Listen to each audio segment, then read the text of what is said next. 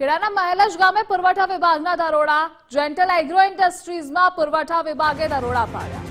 સરકારી અનાજનો શંકાસ્પદ જથ્થો હોવાની ફરિયાદ મળી હતી। ફરિયાદના આધારે પુરવઠા અધિકારી અને મામલતદારની ટીમે દરોડા પાડ્યા। ગોડાઉનમાં ચોખા, ઘઉં, બાજરીનું સ્ટોક પત્ર ન મળ્યું। આ જથ્થાને સીઝ કરી પંચનામું કરવામાં આવ્યું। 283 ટન ચોખા, 63 ટન ઘઉંનો જથ્થો સીઝ કર્યો। 34 ટન બાજરીનો જથ્થો પણ સીઝ કરાયો છે। અનાજના સેમ્પલને તપાસ માટે મોકલી આપવામાં આવ્યા છે।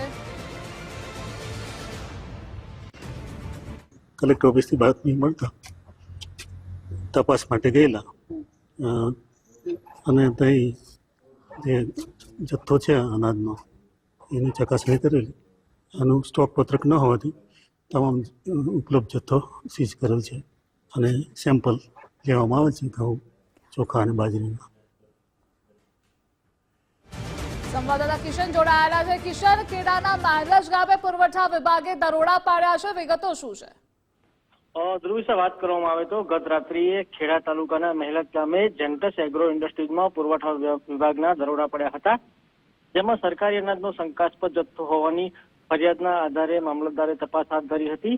જિલ્લા પુરવઠા અધિકારી માતરના મામલતદાર જેન્ટલ એગ્રો ઇન્ડસ્ટ્રીઝમાં દરોડો પાડી રાત્રિના સમયે દરોડા દરમિયાન ગોડાઉનમાંથી અંદાજિત ચોખા 283 ટન, ઘઉં 63 ટન અને 34 ટન બાજરીનો જથ્થો સીઝ કર્યો હતો। જેન્ટલ એગ્રો ઇન્ડસ્ટ્રીઝમાં ઘઉં, ચોખા અને બાજરીનો જથ્થો સરકારી જથ્થો છે કે નહીં તે તપાસ હાલ સેમ્પલ દ્વારા લેવામાં આવી રહી છે। જી કિશન, જોડાવા બદલ આભાર આપનો।